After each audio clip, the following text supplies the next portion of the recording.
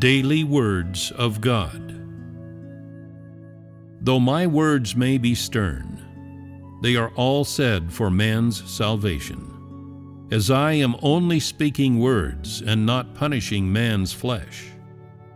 These words cause man to live in the light, to know that the light exists, to know that the light is precious, and even more so, to know how beneficial these words are to them, as well as to know that God is salvation. Though I have uttered many words of chastisement and judgment, what they represent has not been done unto you indeed. I have come to do my work and to speak my words, and though my words may be strict, they are spoken in judgment of your corruption and your rebelliousness. The purpose of my doing this remains to save man from Satan's domain. I am using my words to save man. My purpose is not to harm man with my words. My words are stern in order to achieve results in my work. Only through such work can man come to know themselves and break away from their rebellious disposition. The greatest significance of the work of words is allowing people to put the truth into practice after having understood it, to achieve changes in their disposition, and to gain knowledge of themselves and of the work of God. Only doing the work by way of speaking words can make possible the communication between God and man, and only words can explain the truth. Working in this way is the best means of conquering man. Apart from the utterance of words, no other method is capable of giving people a clearer understanding of the truth and the work of God. Thus, in his final stage of work, God speaks to man in order to unlock for them all the truths and mysteries that they do not yet understand, allowing them to gain from God the true way and the life, thereby meeting his will. The purpose of God's work on man is to enable them to meet God's will, and it is done to bring them salvation.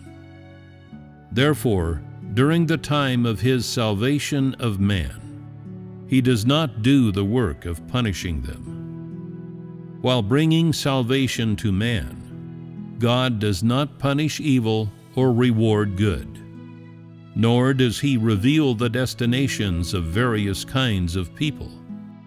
Rather, only after the final stage of his work is complete will he do the work of punishing evil and rewarding good. And only then will he reveal the ends of all the different sorts of people. Those who are punished will be those who are actually unable to be saved, while those who are saved will be those who have obtained God's salvation during the time of his salvation of man. While God's work of salvation is being done, every single person who can be saved will be saved as far as possible, and none of them discarded, for the purpose of God's work is to save man. All those who, during the time of God's salvation of man, are unable to achieve a change in their disposition, as well as all those who are unable to submit to God completely, will become objects for punishment.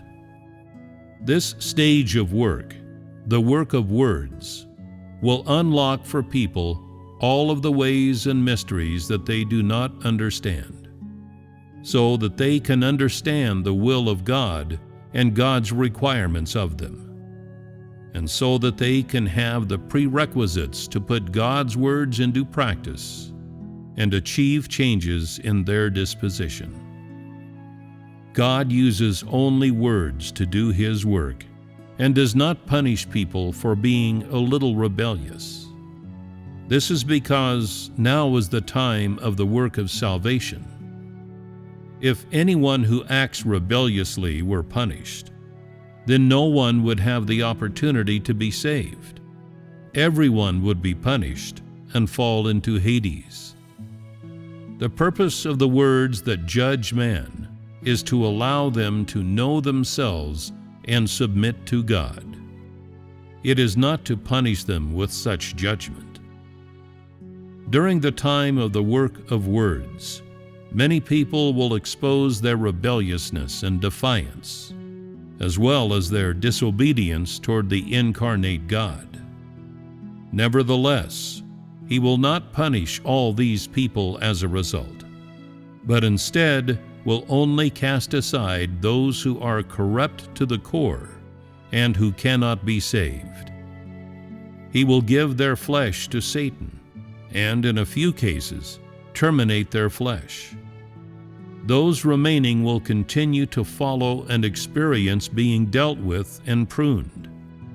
If, while following, these people still are unable to accept being dealt with and pruned, and become more and more degenerate, then they will have lost their chance for salvation. Each person who has submitted to being conquered by words will have ample opportunity for salvation. God's salvation of each of these people will show His utmost leniency.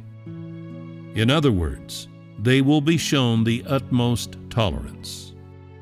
As long as people turn back from the wrong path, and as long as they can repent, God will give them opportunities to obtain His salvation. When humans first rebel against God, He has no desire to put them to death. Rather, He does all He can to save them. If someone really has no room for salvation, then God will cast them aside. The reason God is slow to punish certain people is that He wishes to save everyone who can be saved. He judges, enlightens, and guides people only with words, and does not use a rod to put them to death. Employing words to bring humans salvation is the purpose and significance of the final stage of work.